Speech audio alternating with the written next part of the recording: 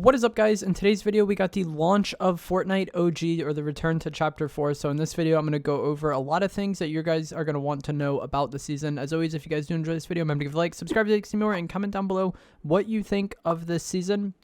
And this video is going to be mostly targeted at zero build players because that's what my audience mostly is. Firstly, we got the OG map returning. There's a lot of good POIs on this map. Personally, the chapter 1 map is my favorite. In between the POIs isn't the greatest. We're going to kind of touch on that later, but I really like the POIs, and I'm happy to see it return, even if it is only for a month. It's pretty simple.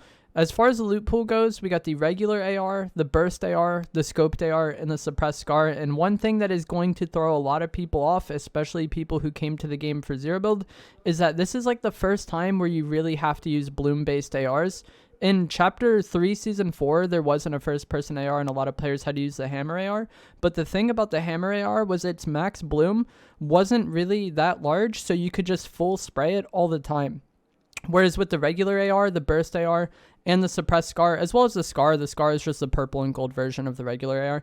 But with these weapons, you have to be very mindful of bloom. If you're in like a close to medium range fight, you can just full spray the weapon. If you have somebody kind of medium range, you might want to like tap fire or burst. And if you have someone super far away, you're probably going to want to tap fire. And tap firing correctly and getting the timing for that, where you tap as soon as the kind of dashes return to center, is just something you kind of get a feel for.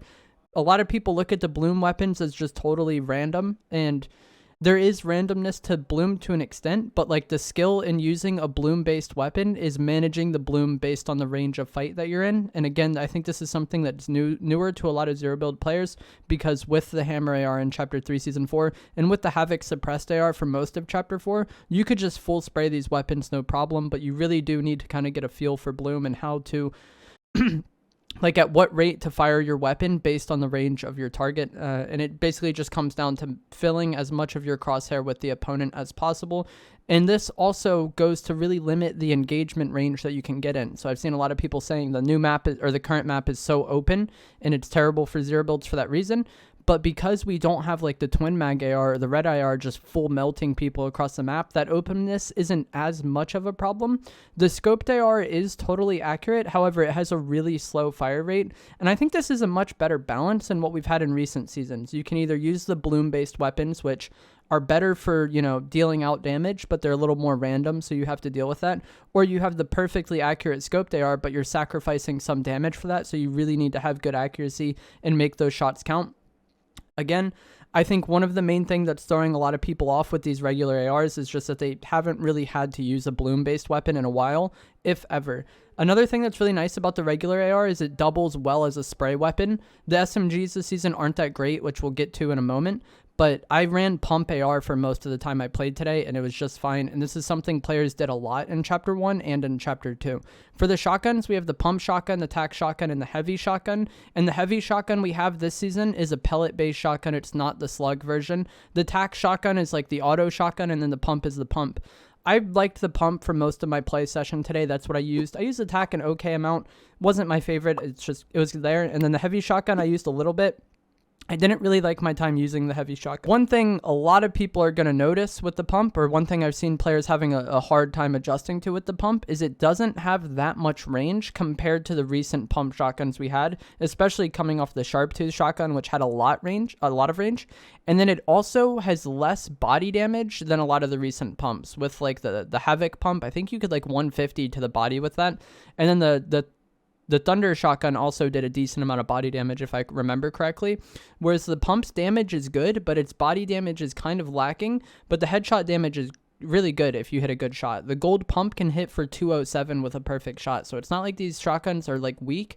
I think even the blue pump has a higher max damage than what the sharp tooth had last season. It's just that the body damage isn't that great, so this really rewards accuracy, in my opinion. I think this is a good thing. I feel like the pump shotguns should reward people who are able to hit, good quality headshots, and not just like deal out a lot of body damage so people can just kind of get, 100 plus damage on mediocre body shots. It makes the pump harder to use, but it also makes it more rewarding if you are a player with good aim. I thought the tac shotgun was solid though. I enjoyed using this more than I've enjoyed using the Maven in the past of chapter 4.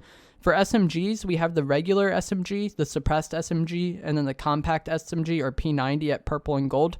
I think these are fine, but I didn't really use them much because I just ran pump AR. I do feel like these SMGs are like a noticeable step back from what we've had in the rest of Chapter 4 with like the Combat SMG and the Twin Mag SMG and the Stinger. Those were all really absurd SMGs, and if those are kind of what you're used to in Fortnite, these are going to feel like a step back. I think this is a good thing though. Personally, I don't like how insane some of the SMGs have been in recent seasons, and I feel like this is another thing that kind of rewards good shotgun aim because the SMGs can't just take over the fight. They aren't bad by any means, but they're not like how insane the Combat SMG was, and they are noticeably worse at range than what the Combat SMG was. Like I said, though, I mostly just ran pump AR so I could have room for other things in my inventory, and another kind of benefit of the SMGs being a step back is that you can use pump AR and then you don't really feel like you're losing out on much, and the swap time on these ARs is pretty good. For pistols, we have the hand cannon as well as the regular and suppressed pistols. The regular pistol was updated to be full auto, but I don't really see myself using it much. The bloom on it was pretty insane. If you compare this to like the tac pistol is so much better. I do think the hand cannon can be good as somewhat of like a pseudo sniper for like decent like close to mid-range tags. If you are someone that has good aim, that can work really well. I think it's like 75 to the body and 150 to the head in its ideal range. And then you could also kind of combine the hand cannon with the pump to make somewhat of a double pump. So I think the hand cannon is solid, but I don't really see myself using the other pistols. For snipers, we have the bolt action sniper, the semi-auto sniper, and the hunting rifle. I didn't really see the bolt or semi much at all while playing today. The hunting rifle was fairly common, and I think the meta or like setup for this season is really going to reward people who are good with the bolt action sniper. Not only are ARs harder to use at range because a lot of them are bloom based, but with a lot of the heals this season, or like the way heals are this season, just hitting a body shot on somebody with the bolt can like really grief their game. So I think if you're good with snipers, you're really going to like this season. On the topic of heals, we have bandages, medkits, minis, bigs, and chug jug. That's it.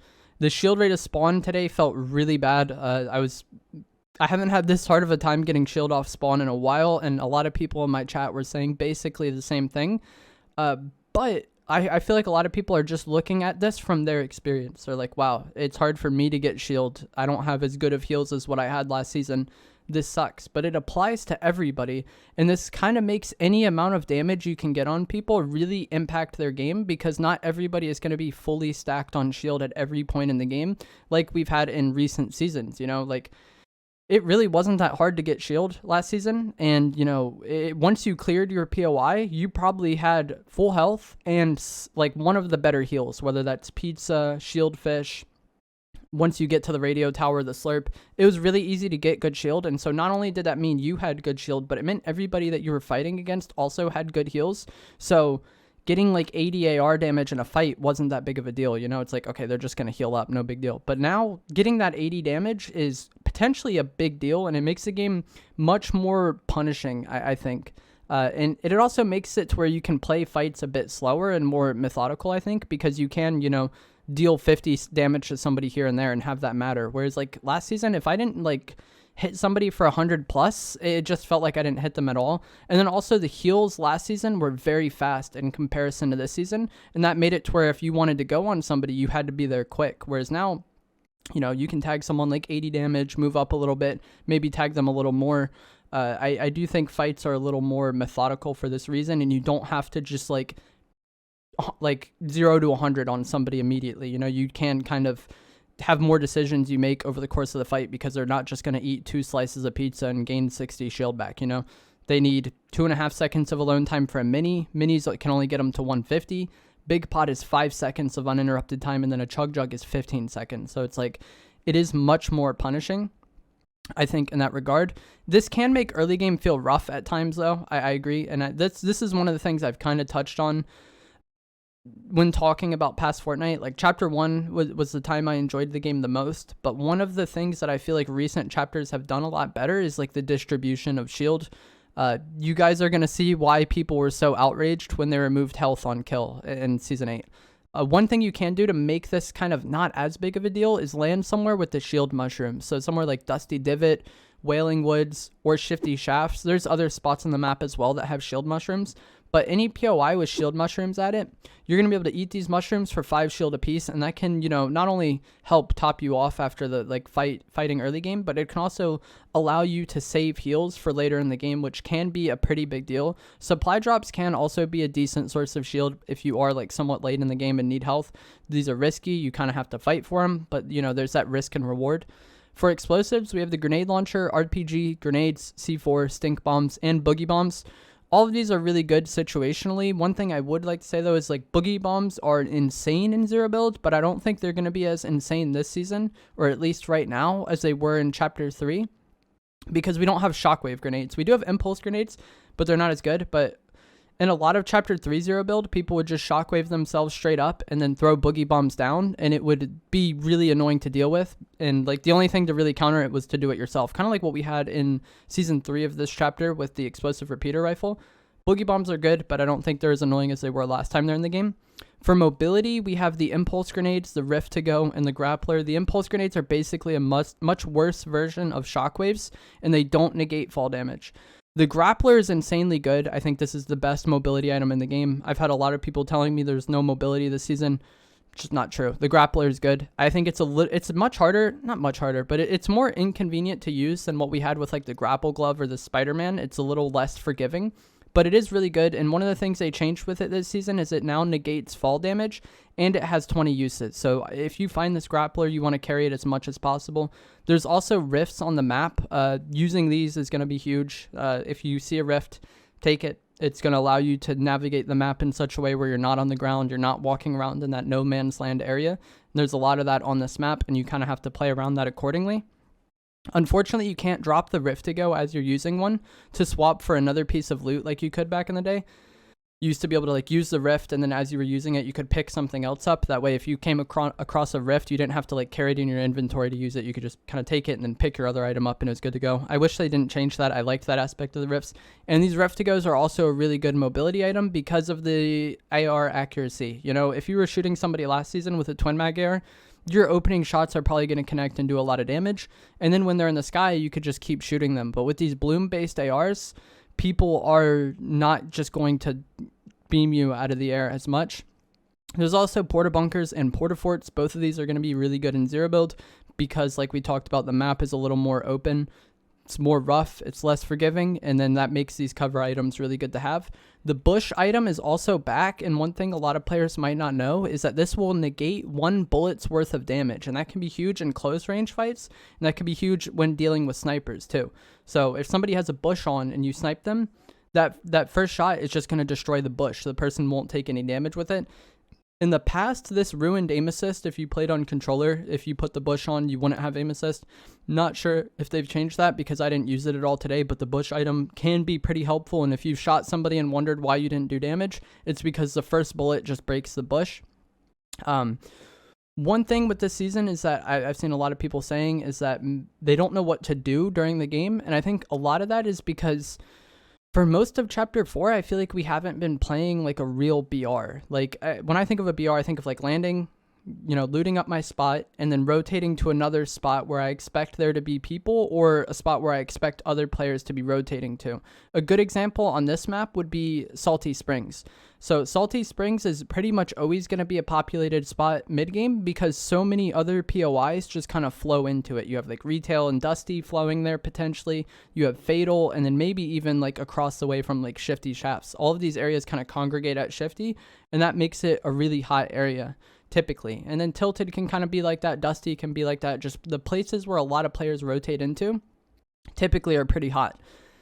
With a lot of Chapter 4, you didn't have that as much because we had the radio towers in Zone 2, and so a lot of people would go to those. Combat Cache in Zone 3, which would disperse a lot of people potentially because it would be marked for 2 different groups, and it's like that for everybody, And then Island in Zone 4, and that made it to where there was clear objectives to go for or not go for, and I feel like you didn't really need to understand the map or understand rotations as much because you had these mid-match objectives making the game very predictable. And not only did you not have to understand rotations as much for that reason, but you also didn't have to think about what you're going to be doing over the course of the game. So with the old map, not only is it more open, so it's less forgiving for that reason, but there's also going to be those hot like pocket areas like I talked about, like Salty Springs is a big one. That place is always going to be hot, so keep that in mind. If you don't want to fight, kind of maybe give that a wide berth and try to go the long way around. If you do want to fight, then go there. But I feel like it requires more individual decision making on the player end than what we've had for a lot of Chapter 4, because we kind of always had those mid-match objectives to go for. For most of the chapter, it was the vaults. For last season, it was the radio towers, and then, you know, combat cache, and then island, and then at that point, your end game. And then also, late game is going to be much harder to play because you have to actually be able to somewhat predict zone, or like look at the zone and put yourself in what you think will be the best case scenario spot. Whereas with last season, we had forecast towers. With Chapter 4 Season 1, we had the forecast augment. I'm not sure if the augment existed past Season 1. It might have into Season 2. Maybe that was when they nerfed it to be 3.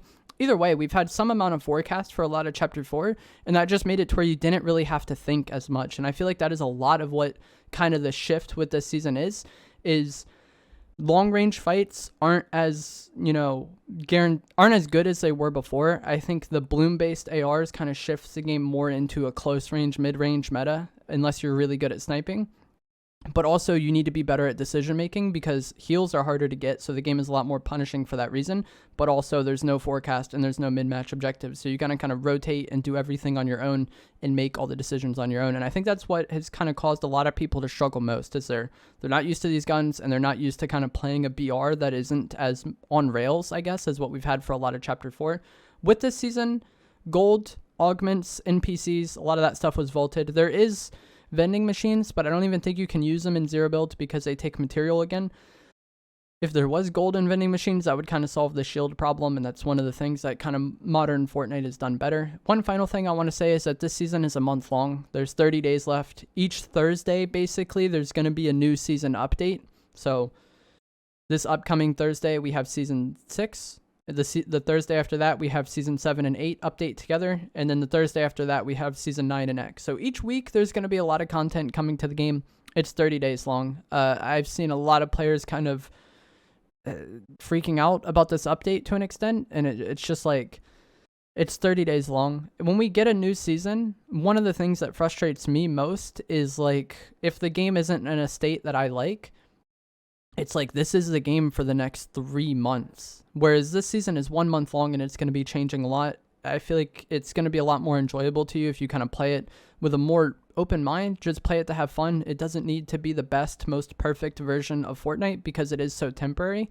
There's things that you might not like about it, like the bloom-based weapons, the lack of heals.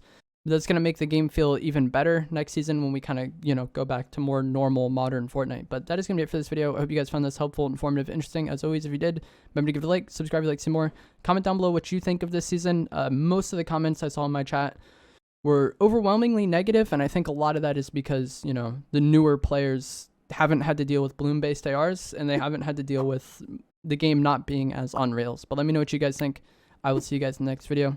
Thanks for watching.